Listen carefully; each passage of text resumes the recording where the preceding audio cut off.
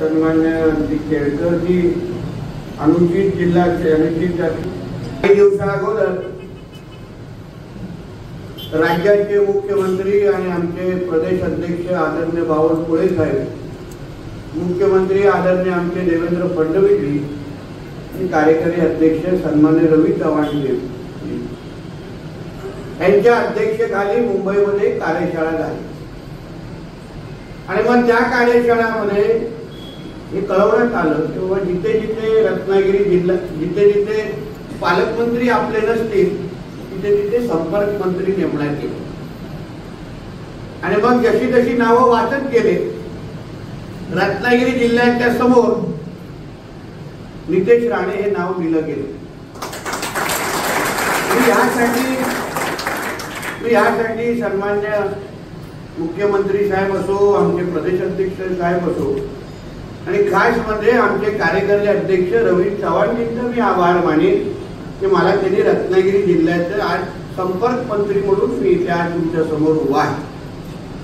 आज एवढ्या मोठ्या संख्येने तुम्ही आलात, माझं स्वागत सत्कार केलं आणि सत्कार स्वीकारत असताना मला या गोष्टीची जाणीव आहे की तुमच्या सगळ्यांच्या अपेक्षा आज माझ्या खांद्यावर आहे।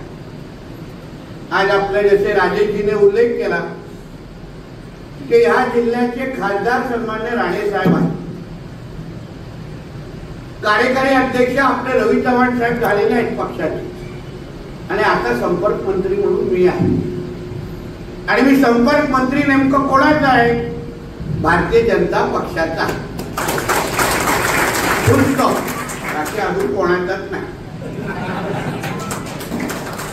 मला अजून कोणाची काही लेणं देणं नाही। माझ्या संपर्क मंत्री म्हणून माझी जबाबदारी एवढीच आहे की या भारतीय जनता पक्षाचा आमचा कार्यकर्ता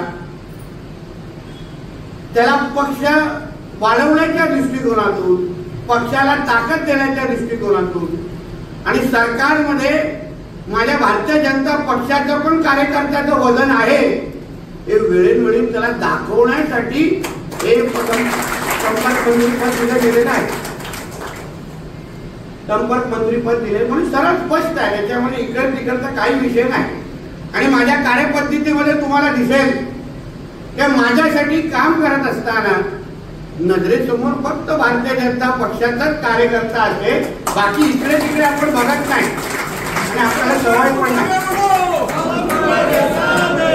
आपण इकडे तिकडे बघत पण आपली सवय आहे, त्याच्यासाठी टीकाही होते, काही लोक बोलतात पण की हा पक्षपाती गोष्टी करतो, विषय लागतंय। मी ज्या पक्षाचा कार्यकर्ता आहे, ज्या पक्षामुळे आज मी आमदार खासदार झालो, आमदार आणि मंत्री झालो, त्या पक्षांच्याच वाढवण्याची जबाबदारी माझ्या खांद्यावर असल्यामुळे मी अजून इकडे तिकडे कोणालाही मदत करणार नाही, कोणालाच मदत करणार नाही। फक्त आता माझ्या तुम्ही कधी मतदारसंघामध्ये आवर्जून जा, मी जेव्हा आमदार आता मंत्री झालो मग आमदार मध्ये म्हणून काम करत असताना माझे सरळ स्पष्ट धोरण होतं की मी भारतीय जनता पक्षाच्या सरपंचाला सोडून मी दुसऱ्याला निधी देत नाही। मी सरळ बोलतो, जरा मी बोलतो का बाबा तुला निधी पाहिजे ना, तुला गावाचा विकास करायचा आहे, या भारतीय जनता पक्षामध्ये, नाही तर तुला निधी मिळणार नाही। मग नाही लागेल येतात माझ्याकडे आणि मग पक्ष प्रवेश करतो। मी इकडे तिकडे राजाची हात राखून घालवत नाही आणि आपल्याला ती सवय आहे। पक्षाचं ध्येय धोरण, आयडिओलॉजी, पक्षाची भूमिका आणि भारतीय जनता पक्षाच्या कार्यकर्ता सन्मान हा माझ्या ह्या संपर्क मंत्री म्हणून माझा मुख्य अजेंडा असेल हे मी तुम्हाला आवर्जून आता पण कलेक्टर कार्यालयामध्ये माझ्या मंत्रालयाची मीटिंग घेऊन आलो, त्याच्यानंतर SP आणि कलेक्टर आणि मी एकटेच बसलेलो। मी त्याला स्पष्ट सांगितलं मी इथला संपर्क मंत्री आहे, भारतीय जनता पक्षाच्या कार्यकर्त्याची कामं या कलेक्टर आणि पोलीस स्टेशन मध्ये झाली पाहिजे हे बघण्यासाठी मला इथे ठेवलेलं आहे, लक्षात ठेवा। यापुढे त्याला मान सन्मान देणं, त्यांची कामं करणं आणि पोलीस खातं आणि अन्य खातं म्हणून कुठल्याही पद्धतीचा अन्याय अगर भारतीय जनता पक्षाच्या कार्यकर्त्यावर झाला तर दुसऱ्या तासाला नितेश राणे रत्नागिरीमध्ये असेल हे सांगून आलो। म्हणून आपण इकडे तिकडे न विचार न करता मी माझ्या इकडे उपस्थित असलेल्या प्रत्येक भारतीय जनता पक्षाच्या कार्यकर्त्याला सांगेन, तुम्ही आता ताकदीने काम करायला सुरुवात करा. आपल्याला पाहिजे ते पक्षांनी देत चाललेलं आहे. तुम्ही बघा, आपल्याला जसं राजेशजीने आणि केदारजींनी बोललं, आपले विचाराचे खासदार दिलेले आहेत केवढा वर्षानंतर. आता तुम्हाला संपर्क मंत्री पण दिलं, म्हणजे पक्षाचं नेतृत्व हे तुमच्याबद्दल किती विचार करता याचा अनुभव तुम्ही घ्या. तुम्हाला एकटं सोडत नाही आहे. तुम्हाला जिथे जिथे ताकद द्यायला पाहिजे तिथे तिथे पक्षाचं नेतृत्व तुमच्या मागे ताकद उभं करताय. तुमच्याकडून साधे फक्त एवढीच अपेक्षा आहे की भारतीय जनता पक्षाला तुम्ही तळागाळात प्रत्येक घरापर्यंत पोहोचवणं हे तुमची मूळ भूमिका आहे. ही तुमची मूळ भूमिका आहे.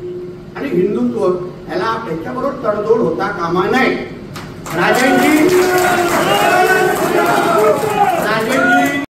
मी हिंदुत्ववादी आहे. मी इकडे तिकडे बघत नाही. तुम्ही जे काय बोललं ते काय मला पटलेलं नाही. मी केदारजींनी सांगितले त्याचं वैयक्तिक मत आहे, माझं मत नाही. मला जोडू नका. हिंदू समाज हा माझा केंद्रबिंदू आहे आणि काम करत असताना तेच केंद्रबिंदू आहे. आणि त्यांच्याकडे वागण्या नजरेने वागणारे जे कोण असतील, जे काही यादी मानसिकतेचे असतील, मी काय त्यांना सोडणार नाही. हिंदुत्वाच्या विचाराचे जेवढे आमचे कार्यकर्ते आहेत त्यांना हे सांगेन की पक्षाचं काम करत असताना इथे हिंदुत्वाचं आणि हिंदू समाजाचं पण काम आणि त्यांना संरक्षण देणं हे पण सरकारचा मंत्री म्हणून माझी इकडे जबाबदारी आहे. म्हणून त्याही गोष्टी तुम्ही आता गाडी दुसऱ्याने चौथ्या गेअरवर टाका, मी गाडी बसलेलो आहे, काही चिंता करू नका. जेवढे अतिक्रमणाचे आणि कुठलाही लाव जिहाद किंवा कुठलाही विषय असतील, मी बघतोय. आता मलाही बघायचं आहे. मी बघत होतो की कसे अधिकार भेटतात रत्नागिरी. मला फार खटकलं जेव्हा आमच्या संघाच्या संचलनावर जेव्हा काही घटना घडली ना, मला ते दिवस फार खटकला. मी आजपर्यंत विसरलेलो नाही. आणि जोपर्यंत त्या समोरच्या वाल्यांना मी परत त्यांची आठवण करून देणार नाही ना, तोपर्यंत मी गप्प पण बसणार नाही. शिक्षा भेटेल, पण ती कशी भेटेल, कधी भेटेल ते आता आम्ही ठरवू. फक्त या पद्धतीचं काम पक्षा इथे वाढला पाहिजे, पक्षात ताकदीने वाढला पाहिजे. आम्ही लोक बसलो नाही की काय गोष्टीची कमी पडणार नाही, कुठल्याच गोष्टीची कमी पडणार. तुम्ही ग्रामविकास, महसूल जे खातं तुम्ही फक्त जिल्हाध्यक्षांना सांगेन, तालुका अध्यक्षांना सांगेन, आमच्या बूथ अध्यक्षांना सांगेन, तुम्ही ती निवेदनं माझ्यापर्यंत पोहोचण्याचा आपण एक व्यवस्थित पद्धतीने आराखडा तयार करू. आठवड्यातून 10 दिवस, आता मी सिंधुदुर्गात येतो, तुमच्या रत्नागिरीमध्ये पण आठवड्यातून 1 दिवस मी तुमच्या बरोबर असणार. पक्षात 1 दिवस साठेकडे असणार, 1 दिवस सावंतांकडे असतात. ते आता कसं टॉस उडवतात ते त्यांच्यावर. आणि कार्यालयामध्ये बसणार आणि कार्यालयामध्ये बसून तुमची जी निवेदनं आहेत तुम्ही माझ्याकडे आणून द्यायची. मी तुम्हाला शब्द देतो, मंत्रालयातून ती सगळी कामं तुमच्याकडून करून घेण्याची जबाबदारी माझी.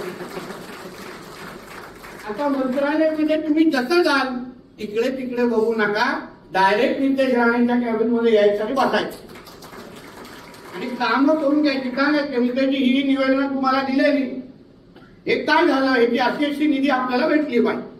आता जिल्हा नियोजन असेल, ज्या समित्या बनतील, मग एसडीओचा आमचा का आमचे बावनकुळे साहेब आता यादी काढतायत.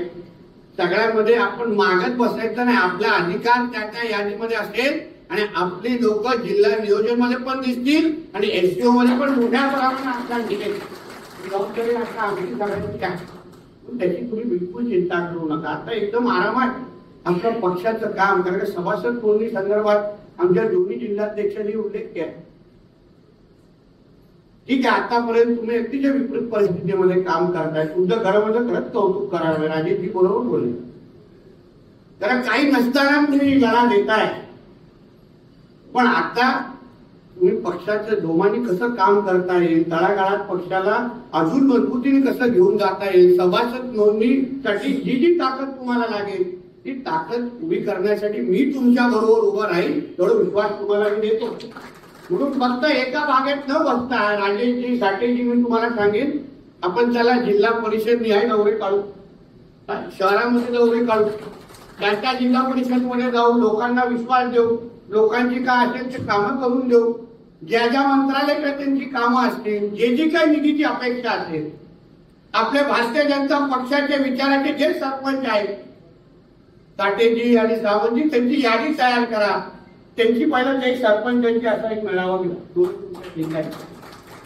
आणि मग त्यांना सांगायचं की बाबा तुमच्या गावाच्या विकासाच्या दृष्टिकोनातून तुम्हाला जी कामं अपेक्षित आहेत ती निवेदन आता त्यांच्याकडून मागायला सुरू करा आणि त्या निवेदनानुसार त्यांना कामं त्यांच्यापर्यंत कशी पोहोचवायची ही जबाबदारी आता सरकार म्हणून ही आपली असेल, संपर्क मंत्री म्हणून माझी असेल, हा शब्द तुम्हाला मी या निमित्ताने देतो. समजेल? आता अगर आपण ताकद उभी करू शकतो, ताकदीने उभी करू शकतो ना, ते येणाऱ्या स्थानिक स्वराज्य संस्थेमध्ये आपण ताकदीने स्वतः पद्धतीने उभं राहू शकतो. आज हे का पद दिलेले आहे, ही का ताकद मिळते आपल्या तुम्हाला सगळ्या जणांना, पक्षाचं नेतृत्व तुम्हाला काय बोलायला प्रयत्न करताय की येणारा काळ हा 100% भाजपचा आहे, हे लक्षात ठेवा. 100% भाजपचा आहे. आता ह्या कुबड्या बिवड्या हे ते सगळं हळूहळू भेटून टाकायचं. आता स्वतःच्या ताकदीने उभं राहायचं, स्वतःच्या ताकदीने. आपल्याला जे काय आपल्याबरोबर तुम्ही खूप सोचताय वर्षानुवर्ष, ऐकायचो तुम्ही कधी सिंधुदुर्गात विलेज जिंकून ऐकायचो, वृत्तपत्रामध्ये बसायचो, असा संघर्ष तसा संघर्ष, एवढीच निधी दिली, जिल्हा नियोजन मध्ये काही स्थान दिलं नाही, निधी वाटपामध्ये दिलं नाही. आता हळूहळू राणे साहेबांनी खासदार म्हणून बदल आणायला सुरू केलाय. त्याचा अजून त्याला जोर मी संपर्क मंत्री म्हणून लावतो, जेणेकरून उद्या भाजपच्या कार्यालयामध्ये आले पाहिजे. आता कोण आले पाहिजे तुम्ही समजून घ्या. टिंबट अशी परिस्थिती निर्माण करायची आणि आम्ही निर्माण करून तुम्हाला दाखवू. काही चिंता करू नका. भारतीय जनता पक्षाचा पंतप्रधान आहे, भारतीय जनता पक्षाचा मुख्यमंत्री आहे आणि भारतीय जनता पक्षाचा तुमचा संपर्क मंत्री आहे. हे निर्णय करून तुम्ही कामाला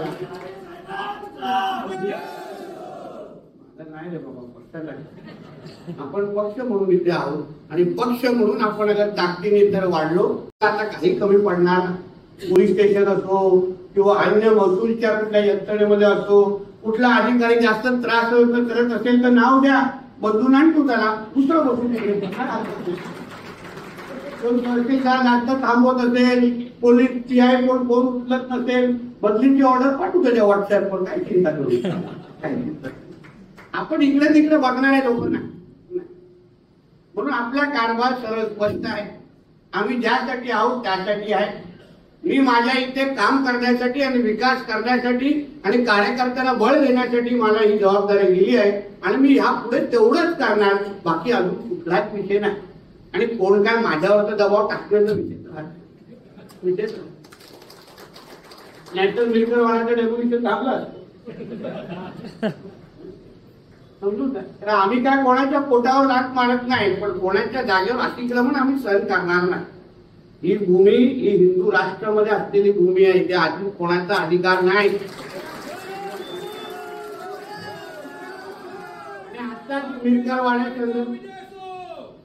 मिरकरवाडा संदर्भात 39 कोटीची निधी खर्च करण्याचा नियोजनाचा आराखडा तयार करून आलेला आहे. व्यवस्थित तुम्हाला तिथे होणारा विकास तुम्हाला अनुभवायला भेटेल. म्हणून जास्त न बोलता परत मला सिंधुदुर्गाच्या दिशेने जायचे आणि उद्या सकाळी पुण्याकडे जायचंय. म्हणून आपल्याला ह्या निमित्ताने आज फक्त ट्रेलर आणि तुम्हाला भेटण्यासाठी आणि थोडं तुम्हाला कळलं पाहिजे की बाबा संपर्क मंत्रीचे विचार काय आहेत. तुम्ही पण कामाला लागलं पाहिजे यासाठी आलेलं आहे. फार अपेक्षेने आणि जबाबदारीने आमच्या प्रमुखांनी, माझ्या चव्हाण साहेबांनी असो किंवा अन्य आमच्या लोकांनी माझ्या खांद्यावर जबाबदारी टाकलेली आहे. आता फक्त आपण सगळेजण एकत्र मिळून ताकदीने काम करूया. कुठे फक्त इथे रत्नागिरीमध्ये नंबर 1 चा कुठला पक्ष असेल तो येणाऱ्या काळामध्ये फक्त भारतीय जनता पक्षच असणार. त्याप्रमाणे तुम्ही काम कराल अशी अपेक्षा निमित्ताने व्यक्त करतो. इथेच थांबतो. जय हिंद, जय महाराष्ट्र.